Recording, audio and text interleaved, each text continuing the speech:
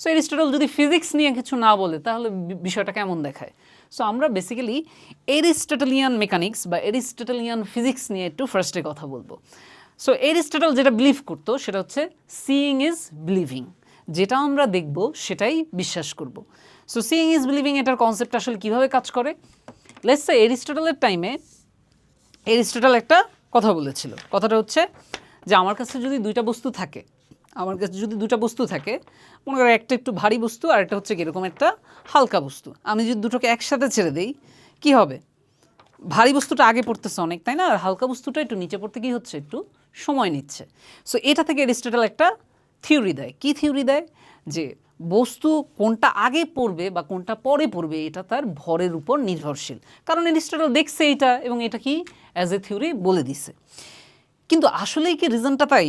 আসলেই যে এখানে দুইটা বস্তু যে পড়তেছে, ভারীটা যে আগে পড়লো আর হালকাটা যে একটু পরে পড়লো, রিজন কি জাস্ট ভারীটা ভর বেশি এই জন্যই ও আগে পড়তেছে আর হালকাটার ভর কম দেখেও পরে পড়তেছে? এটাই কি এক রিজন, নাকি এর ভিতরে গভীর কিছু আছে যেটা আমাদের এরিস্টটল যে আমাদের নানা, সেই নানা সেটা কি করে গেছে, মিস করে গেছে? সো আমরা এরপর একটু সামনে আগাই। সো এই যে একটা টাইমে মানুষ সায়েন্সের যে জিনিসপত্র একটা কিছু মন গড়া একটা কিছু মনে হয়েছে বলে দিত, যেমন এরিস্টটল, তারপরের ওই সময় সমসাময়িক দার্শনিকরা তাদের কিন্তু যাই মনে হতো সেটাই বলে দিত। এই জিনিসটাকে কিন্তু একজন ভদ্রলোক এসে ফার্স্ট চ্যালেঞ্জ করছে। সে চ্যালেঞ্জ করে কি বলছে যে ফিজিক্সে তুমি মন চাইলেই কিছু একটা বলে দিতে পারবা না, সায়েন্সে তোমার কিছু একটা বলতে হলে তোমার সেটাকে আগে কী করতে হবে, এক্সপেরিমেন্ট করে দেখতে হবে যে সেটা আসলেই ট্রু কিনা। সো উইদাউট সলিড এক্সপেরিমেন্ট তুমি সায়েন্সের কোনো থিওরি দিতে পারবা না। সো যেই ভদ্রলোক এই থিওরি দিল সে হচ্ছে কে? সে হচ্ছে, এই লোকের নাম কি তোমরা জানো হয়তো, তার নাম হচ্ছে গ্যালিলিও। সো গ্যালিলিও কিন্তু আমাদের এই যে মডার্ন সায়েন্স বা আমাদের বিজ্ঞান যে আধুনিকতার দিকে ঢুকলো সেক্ষেত্রে কিন্তু গ্যালিলিওর অবদান আসলে অনেক বেশি। তো আমরা একটু সামনে আগাই।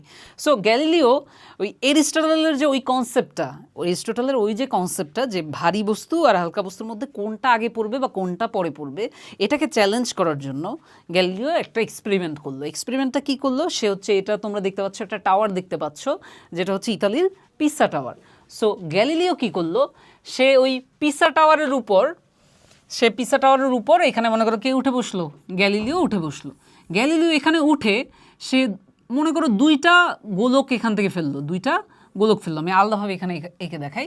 একটা গোলক ফেললো, মনে করো এটার ম্যাস ছিল 20 কেজি, ঠিক আছে, একটার ম্যাস ছিল 20 কেজি আর এটা ছিল কত, 30 কেজি। এখন বলো এই দুইটার মধ্যে কোনটার ভর বেশি? 30 কেজিরটার ভর বেশি। বাট 20 কেজিরটার ভর ওটার তুলনায় কম হলেও 20 কেজির ভর স্টিল কিন্তু 20 কেজি অনেক ভারী একটা জিনিস।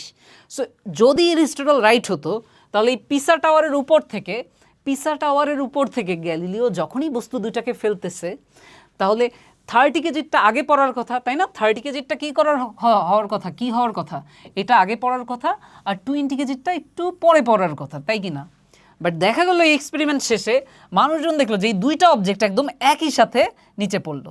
তার মানে কি, কোনো অবজেক্ট নিচে কখন পড়বে, কোনটা আগে পড়বে পরে পড়বে, এটা কিন্তু কখনোই তার ভরের উপর নির্ভরশীল না। ইভেন দুটার ভর আলাদা হওয়া সত্ত্বেও দুটা কি একই সাথে কিন্তু নিচে পড়ছে। কারণ কি, এই যে বস্তুটা পড়তেছে, পড়ার ক্ষেত্রে যে সময়টা বা তার যে সময়ের সাথে সাথে তার বেগটা যেভাবে বাড়তেছে এটা কখনোই তার ভরের উপর নির্ভর করে না। তাহলে কেন এরিস্টটল একটা ভুল থিওরি দিল? এরিস্টটল কেন ভুল থিওরিটা দিল সেটা যদি আমরা বুঝতে চাই আমাদের আবারও এই একটু আগের কলম আর কাগজটা আমাদের লাগবে, আমি নিয়ে নিচ্ছি। সো এই হচ্ছে আমাদের সেই কাগজ আর এই হচ্ছে কলম। সো গ্যালিলিও যেটা চিন্তা করলো, গ্যালিলিও কিন্তু এই এক্সপেরিমেন্ট করার আগেই এই থট এক্সপেরিমেন্টটা আগেই করছে। বা ও নিজের বাসায় এটা করে দেখছে যে ও চিন্তা করলো এরিস্টটল কি বলছিল যে এই দুটাকে একসাথে ফেললে ও আগে পড়বে কারণ ওর ভর বেশি আর ও একটু পরে পড়বে কারণ ওর ভর কম। বাট একটা জিনিস চিন্তা করে দেখো, আমি যদি এই যে আমার কাছে যে একটা কাগজ আছে, আমি যদি এই কাগজটাকে একদম মুচড়ায় একদম ছোট করে এই দুটাকে একই হাইট থেকে একই সাথে ফেলে দিই, দুটো কিন্তু একই সাথে নিচে পড়তেছে। তাহলে কাহিনী যেটা হয়েছে সেটা হচ্ছে এবার কিন্তু দুইটা একই সাথে পড়লো, তাহলে অবশ্যই এটা ভরের উপর নির্ভর করবে না। তাহলে একটু আগে কেন কাগজটা পড়তে একটু সময় নিচ্ছিল, কারণ একটু আগে কাগজটার যে সারফেস এরিয়া, আমাদের কাগজ কই গেল, আমাদের যে কাগজটা, সেই কাগজটা একটু আগে যে কাগজটার যে সারফেস এরিয়া, সেই সারফেস এরিয়াটা কিন্তু কি ছিল, অনেক বেশি ছিল। একটু আগে কাগজটার সারফেস এরিয়াটা অনেক বেশি ছিল। সো যখন আমি এটাকে ছেড়ে দিচ্ছি, তখন এর নিচে যে এটা যে একটা বাতাসের সমুদ্র দিয়ে নিচে পড়তেছে, সেই বাতাসের যে সমুদ্র বা যেটা একটা প্রবাহী একটা পদার্থ, যেটা হচ্ছে আমাদের বাতাস বা এয়ার, সেটা ওকে কী করতেছে, একটা ঊর্ধ্বমুখী বল দিচ্ছে, তাই না? সেটা কি হচ্ছে, আমাদের এই কাগজটাকে একটা ঊর্ধ্বমুখী বল দিচ্ছে, সেটার কারণে ও কিন্তু এইভাবে হেলে দুলে একটু সময় নিয়ে পড়তেছে। বাট যখনই আমি এটাকে মোচড়ায় একদম অল্প জায়গায় নিয়ে আসতেছি, তখন কিন্তু এবার আর বাতাসের বাধাটা অতটা ম্যাটার করবে না, আগের তুলনায় কম ম্যাটার করবে, বিকজ এবার কিন্তু বিশাল জায়গা জুড়ে যে বাতাস বাধা দিবে, সেই বাধাটা দিতে পারতেছে না, কারণ বাতাস তো অল্প জায়গা জুড়ে বাধা দিতে পারতেছে। সো ও ইজিলি পড়ে যেতে পারতেছে। সো এই সেম এক্সপেরিমেন্টটা কিন্তু কিছুদিন আগে, মানে কিছুদিন বলতে কয়েক বছর আগে কোথায় করা হয়েছে, নাসার যে সবচেয়ে বড়, পৃথিবীতে তৈরি সবচেয়ে বড় যে ভ্যাকুয়াম যে চেম্বার, সেটাতে কিন্তু এক্সপেরিমেন্ট করা হয়েছে। দ্যাট ফেমাস, ওই একসাথে একটা লোহার গোলক আর ওই যে পাখির যে পালক একসাথে ফেলা হয়েছে, এবং লোহার গোলক আর পাখির পালক দুইটা গিয়ে একসাথেই নিচে পড়ছে। কারণ কি, এটা যেহেতু ভ্যাকুয়াম চেম্বার, যেহেতু এটার ভিতরে কোনো বাতাস নাই, তাহলে বাতাসের বাধাও নাই, বাতাসের বাধা যেহেতু নাই, এই জন্য কিন্তু এই দুটা একই সাথে নিচে পড়তেছে। বাট যদি বাতাসটা থাকতো, তাহলে কি হতো, লোহার গোলকটা যদিও বেশ অনায়াসেই পড়ে যেত, যেহেতু এটা অনেক ভারী, বাট যেহেতু ওই যে পাখির পালক সেটা যেহেতু একটু হালকা টাইপের, সো ওটাকে বাতাসের বাধার কারণে ওর কিন্তু নিচে পড়তে একটু সময় লাগতো। সো অ্যারিস্টটল যে জিনিসটা মিস করে গেছে, সেটা হচ্ছে বাতাসের বাধা। অ্যারিস্টটল কিন্তু বাতাসের কথা কনসিডারই করে নাই। সো বাতাসের কথা কনসিডার না করায় ও ভাবছে যেটার ভর বেশি ওটা আগে পড়বে, আর যেটার ভর কম সেটা পরে পড়বে। বাট গ্যালিলিও এসে কিন্তু এটা, এই যে ইতালির পিসা টাওয়ারে কিন্তু আমাদের যে গ্যালিলিও কিন্তু এই এক্সপেরিমেন্টটা করে প্রমাণ করছে যে আসলে এটা কখনোই ওর ভরের উপর নির্ভর করে না। সো এই যে কাজটা করলো, এটা দিয়ে কিন্তু আমাদের গ্যালিলিও ফিজিক্সে বা সায়েন্সে এক্সপেরিমেন্ট করে কোনো একটা সিদ্ধান্ত দেওয়া যে খুব গুরুত্বপূর্ণ, সেটা কিন্তু পুরো পৃথিবীকে আসলে দেখায় দিল। সো আমরা এই এক্সপেরিমেন্টটা তোমরা আগেও দেখছো আশা করি, এখনও আবার দেখলা, যে দুইটা একই সাথে পাখির পালক এবং লোহার গোলক দুটা একই সাথে গিয়ে নিচে পড়তেছে। কারণ কি, এটা একটা ভ্যাকুয়াম চেম্বার, এটার ভিতরে কোনো বাতাস নাই, বাতাসের বাধাও নাই। তো আমরা সামনে আগাই। তাহলে এই হচ্ছে আমাদের সেই গ্রেট গ্যালিলিও। তারপর গ্যালিলিও কিন্তু পড়ন্ত বস্তুর সূত্র দিল, এবং গ্যালিলিওর চিন্তাভাবনা ছিল, যদি আমার এরকম একটা হাতি আর একটা মানে কয়েন, মানে মনে করো একটা হাতি আর কয়েন, যদি তুমি চিন্তা করো যে এখানে কোনো বাতাস নাই, নো বাতাস, নো এয়ার, তাইলে এই দুটা কিন্তু একই সাথে নিচে পড়বে। সো এরপর গ্যালিলিও কিন্তু পড়ন্ত বস্তুর কী করছে, কিছু সূত্র দিছে। গ্যালিলিওর পড়ন্ত বস্তুর যে সূত্রগুলা, সেগুলো দেওয়ার ক্ষেত্রেও কিন্তু গ্যালিলিও অনেক, মানে কারণ এটা তো গ্যালিলিও বুঝলো যে এটা ওর ভরের উপর নির্ভর করে না, কোনটা আগে পড়বে পরে পড়বে। বাট এই যে জিনিসটা একটা পড়ন্ত বস্তু, সেটার যে কোনো সময়ের বেগটা কেমন হবে, বা যে কোনো সময় শেষে সেটার ওই যে অবস্থান থেকে আমি ফেলে দিচ্ছি, সেখান থেকে ওর অতিক্রান্ত দূরত্ব কী হবে। মানে ব্যাপারটা হচ্ছে মনে করো এখান থেকে একটা অবজেক্টকে ছেড়ে দিচ্ছি, তাহলে অবজেক্টটা এখান থেকে মনে করো একটা 1 সেকেন্ড পর, ঠিক আছে, এটা কত সেকেন্ড পর, 1 সেকেন্ড পরে অবজেক্টটা এখানে আসছে। এই যে অবজেক্টটা কতখানি এই 1 সেকেন্ড পরে নামবে, বা আরও 1 সেকেন্ড পরে মনে করো অবজেক্টটা এখানে আসছে, তো এই যে প্রতি সেকেন্ড পরে ও আসলে কতটুক নিচে নামতেছে, এই জিনিসটা মানে কি, এইচের সাথে টি এর যে সম্পর্কটা, সেটা আসলে কি, বা যে কোনো সেকেন্ড পরে মনে করো 1 সেকেন্ড পরে এইখানে ওর বেগ কত, বা এখানে ওর বেগ কত, এটা যদি আমরা জিজ্ঞেস করি, তাহলে ভি এর সাথে টি এর সম্পর্ক কি, এই সম্পর্কগুলোও কিন্তু কে এস্টাবলিশ করছে, সেটা কিন্তু আমাদের গ্যালিলিও এস্টাবলিশ করছে। এবং গ্যালিলিও কিন্তু এইগুলো প্রত্যেকটা জিনিসই পরীক্ষালব্ধ, মানে এক্সপেরিমেন্ট করে তারপর এই সূত্রগুলো দিছে, মন চাইছে বলে দেয় নাই। এখন তোমরা সবাই জানো যে গ্যালিলিওর পড়ন্ত বস্তুর 3টা সূত্র আছে। একটা হচ্ছে স্থির অবস্থান থেকে বিনা বাধায় পড়ন্ত সকল বস্তু সমান সময়ে সমান দূরত্ব অতিক্রম করে, প্রথম সূত্র, তাই না? তারপর দ্বিতীয় সূত্র হচ্ছে স্থির অবস্থান থেকে বিনা বাধায় পড়ন্ত বস্তুর যে কোনো সময় বেগ ওই সময়ের কি সমানুপাতিক, এবং যে কোনো সময় শেষে অতিক্রান্ত দূরত্ব ওই সময়ের বর্গের সমানুপাতিক, ওই সময়ের বর্গের সমানুপাতিক। এই সূত্রগুলো যে গ্যালিলিও দিচ্ছে, এখন কথা হচ্ছে ওই টাইমে তো স্টপওয়াচ ছিল না। এখন তো আমরা চাইলেই আমি কোনো একটা অবজেক্টকে মনে করে এখান থেকে ছেড়ে দিলাম, এটাকে মনে করে এখান থেকে ছেড়ে দিলাম, তারপর এটা নিচে পড়লো, স্টপওয়াচ দিয়ে আমি বুঝতে পারবো যে ওকে 1 সেকেন্ড পরে এতটুকু নামলো। স্টপওয়াচ দিয়ে বোঝা যদি ডিফিকাল্ট হয়, আমি যে ক্যামেরা দিয়ে শ্যুট করতেছি, পরে ক্যামেরার যে ফ্রেম রেট ওইটার সাথে এটার একটু হিসাব নিকাশ করে কিন্তু আমি বের করে ফেলতে পারবো যে 1 সেকেন্ড এটা কতটুকু নিচে পড়ছে, 2 সেকেন্ড শেষে কতটুকু নিচে পড়তেছে।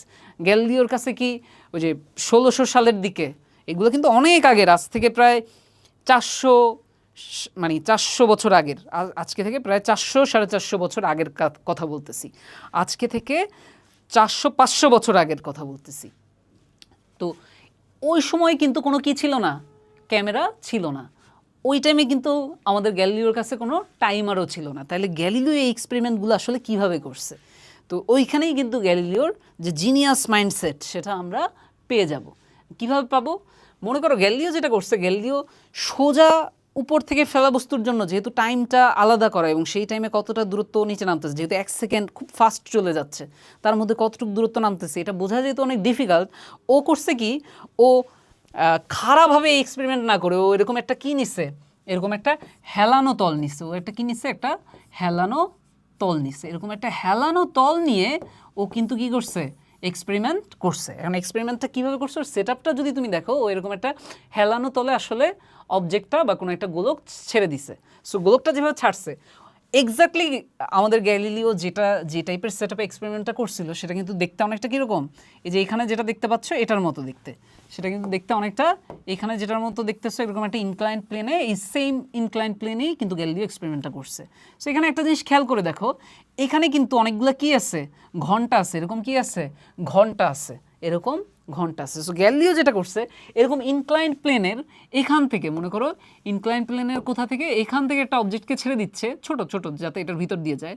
তারপর একটা জিনিস তোমরা বুঝো কি না, আমি যদি তোমাকে বলি টিং টিং টিং টিং টিং টিং, এটার মধ্যে কোনো সিকোয়েন্স নাই, তাই না, যে আমি প্রত্যেকটা টিংয়ের মাঝখানে একই পরিমাণ গ্যাপ দিচ্ছি না। কিন্তু যদি এটা এরকম হয় টিং টিং টিং টিং, তাহলে কিন্তু গ্যাপগুলো সেম থাকতেছে। সো গ্যালিলিও যেটা করছে, ও এইখান থেকে এই যে ছোট মানে গোলক টাইপের জিনিসগুলোকে যে ছাড়তেছে, এই জিনিসটা যখনই এই ঘন্টার ভিতর দিয়ে যাচ্ছে, এগুলো হচ্ছে কি, এগুলো হচ্ছে এক ধরনের ঘন্টা, এক ধরনের বেল।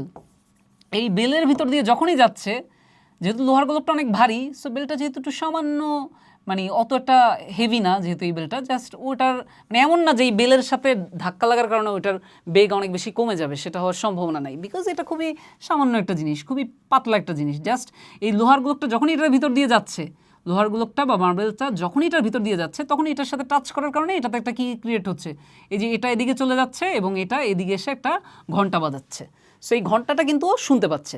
সো ও যেটা করছে, এরকম একটা ইনক্লাইন্ড প্লেনে ও একটার পর একটা, এটা কিন্তু একদিনের কাজ না, ও ঘন্টার পর ঘন্টা, ঘন্টার পর ঘন্টা, দিনের পর দিন ও এইখান থেকে মার্বেল ছেড়ে দিচ্ছে, এখান থেকে মার্বেল ছেড়ে দিচ্ছে। অ্যান্ড দেন ও দেখতে পাইলো বিভিন্ন জায়গায় ও কী করছে, অ্যাডজাস্ট করছে বিভিন্ন জায়গায়, এই যে বেলটাকে অ্যাডজাস্ট করছে। সো ও দেখতে পেলো প্রথম 1 সেকেন্ডে, মানে এইগুলো প্রত্যেকটার মধ্যে যদিও ডিস্টেন্স ডিফারেন্ট, এগুলো প্রত্যেকটার মধ্যে কী ডিফারেন্স, ডিস্টেন্সটা যদিও ডিফারেন্ট, তারপরেও কিন্তু ও দেখলো যে সময়টা কি থাকতেছে, সেম থাকতেছে। ও দেখতেছে টিং টিং টিং টিং, মানে ও দেখতেছে যে সময়টা যাতে একটা নির্দিষ্ট সময় পর পর বেলটা বাজতেছে কিনা। তখন ও অ্যানালাইসিস করে দেখলো যে যদি অবজেক্টটা প্রথম 1 সেকেন্ডে 1 মিটার যায়, পরের 1 সেকেন্ডে যায় 1 মিটার না, সেটা যায় 3 মিটার, তারপরের 1 সেকেন্ডে যায় আরও 5 মিটার, তারপরের 1 সেকেন্ডে যায় 7 মিটার, মানে এইভাবে করে করে এই রেশিওতে আসলে দূরত্বটা আস্তে আস্তে বাড়তে থাকে। তাহলে দেখো এটা থেকে ও সূত্রটা কিভাবে দিল, তাহলে 1 সেকেন্ড পরে, আমি যদি 1 সেকেন্ড পরে চিন্তা করি, 1 সেকেন্ড পরে তাহলে দূরত্ব কতটুকু নামতেছে, 1 মিটার, তাহলে 2 সেকেন্ড পরে দূরত্ব কতটুকু নামবে, 3 আর 1 4 মিটার, তাহলে এরকম করে 3 সেকেন্ড পরে ও কতটুকু দূরত্ব নামবে, 3 আর 1 4, 5 4 9। তাহলে একটা জিনিস খেয়াল করে দেখো, এখন তুমি এখানে একটা সম্পর্ক নোটিস করতেছো কি না, যে যখন 1 সেকেন্ড তখন 1 মিটার, যখন 2 সেকেন্ড তখন 4 মিটার, যখন 3 সেকেন্ড তখন 9 মিটার। তাহলে এখানে এই সাইডের যে টাইমটা, সেই টাইমটাকে যদি আমরা স্কোয়ার করি, তাইলেই কিন্তু আমি অতিক্রান্ত দূরত্বটা পেয়ে যাচ্ছি। এটা থেকেই কিন্তু আমাদের যে গ্যালিলিও যে ফর্মুলাটা দিয়েছে, এইচ ভ্যারিজাস টি স্কোয়ার্ড, এইচ ভ্যারিজাস টি স্কোয়ার্ড, কারণ এটার সম্পর্কটা হচ্ছে কি সময়ের সাথে সময়ের বর্গের সমানুপাতিক হারে কিন্তু অতিক্রান্ত দূরত্বটা বাড়তে থাকে। আর একটা জিনিস হচ্ছে গ্যালিলিও এইভাবে তো একটা টাইমার সেট করছে, বাট এটাকে অ্যাডজাস্ট করার জন্য ব্যাকআপ হিসেবে কিন্তু ও আরও একটা জিনিস ইউজ করছে ব্যাকআপ হিসেবে। সেটা কি? সেটা হচ্ছে এরকম একটা টাইমার ইউজ করছে, যেটা হচ্ছে কি দেখো, তুমি যদি তোমার বাসায় যে ট্যাপের যে কলটা আছে না, ট্যাপের যে পানিটা আছে, তুমি যদি ওই ট্যাপটা খুলে রাখো তাহলে পানি যে পড়তেছে, পানির ফ্লোর তো স্পিড একই থাকে, পানির ফ্লোর স্পিড কি একই থাকে। এখন দেখো এরকম একটা টেপের ভিতরে এরকম একটা ট্যাপ দিয়ে মনে করো পানি পড়তেছে, আর নিচে একটা গ্যালিলিও কি রাখছে, এরকম একটা বিকার রাখছে, নিচে একটা বিকার রাখছে। তারপর ও দেখলো যে 1 সেকেন্ড কীভাবে বুঝবে যে এই 1 সেকেন্ডে যতটুকু পানি পড়বে, 2 সেকেন্ডে তাহলে পানির পরিমাণ আরও কি হবে, ডাবল হবে, 3 সেকেন্ডে তাহলে পানির পরিমাণ কি, যেহেতু একই রেটে পানি পড়তেছে, এরকম করে 4 সেকেন্ডে কি পানি আরও বাড়তে থাকবে। সো ওর টাইমারটা ছিল, গ্যালিলিওর টাইমার ছিল কিন্তু এরকম পানির একটা কল ব্যবহার করে ও টাইমার সেট করছে। সেই টাইমার দিয়ে ও এগুলো অ্যাডজাস্ট করছে, কারণ এগুলোকে তো বসানো লাগছে, এই যে বেলগুলোকে ওর তো নির্দিষ্ট জায়গায় বসানো লাগছে। তো বসানোর জন্য ও যে টাইমার দিয়ে অ্যাডজাস্ট করছে সেটা কিন্তু ছিল একটা পানির যে ট্যাপ, সেই ট্যাপ দিয়ে তৈরি টাইমার। সো দেখতেছো গ্যালিলিও কোন লেভেলের জিনিয়াস। সো এই গ্যালিলিওর জিনিয়াসের কথা আমরা কেন বলতেছি, এই গল্পটা কেন বলতেছি, সো এটা থেকে তোমরা বুঝতে পারছো যে যতগুলো ফর্মুলা আছে, যে ফর্মুলাগুলো আমরা শিখছি গ্যালিলিওর পরন্ত বস্তুর 3টা যে সূত্র, দ্বিতীয়টা ছিল ভি ভেরিজাস টি, আর এটা ছিল এইচ ভেরিজাস টি স্কোয়ার। সো ওইগুলো তাহলে গ্যালিলিও এইভাবে পেয়ে গেল। এখন গ্যালিলিওর অবদান কি শুধুমাত্র এই পরন্ত বস্তুর সূত্র এখানেই, নাকি আরও আছে? তাহলে এই পরন্ত বস্তুর সূত্রের কাহিনী তো বুঝে গেছি যে প্রথম 1 সেকেন্ডে যতটুকু যায়, পরের 1 সেকেন্ডে বেশি যায়, তারপরে আরও বেশি যায়, এভাবে বাড়তে থাকে। তারপর গ্যালিলিও দেখো, গ্যালিলিও এটা করছিল কি একটা হেলানো তলে। তাহলে এরপর গ্যালিলিও যেটা চিন্তা করলো, এই হেলানো তলে যদি সম্পর্কটা এরকম হয়, সময়ের সাথে অতিক্রান্ত দূরত্বের সম্পর্ক যদি এই হেলানো তলে এরকম হয়, তাহলে হেলানোর পরিমাণটা যদি আমি একটু বাড়ায় দিই, তাহলেও কিন্তু হয়তো এবার প্রতিবার দেখো, এবার যখন একটু কম হেলানো ছিল তখন প্রথম সেকেন্ডে এতটুকু দূরত্ব গেছে, এবার কিন্তু তার চেয়ে একটু কী গেছে, বেশি গেছে। বাট ওই যে রেশিওটা পরের প্রতি সেকেন্ডে যে হারে বাড়তেছে, সেই রেশিওটা কিন্তু কি থাকতেছে, সেম থাকতেছে। সো এইভাবে চিন্তা করলো যে তাহলে এটা যদি আমি আরও হেলায় দিই, তাহলে যদিও এই যে মাঝখানের গ্যাপগুলো এগুলোর তুলনায় বাড়বে, এগুলোর তুলনায় বাড়লেও রেশিওটা কিন্তু সেম থাকবে। রেশিও বলতে আমি কি মিন করতেছি, প্রথম 1 সেকেন্ডের সাথে পরের 1 সেকেন্ডের অতিক্রান্ত দূরত্বের রেশিও, তার সাথে তারপরের 1 সেকেন্ডের অতিক্রান্ত দূরত্বের রেশিও।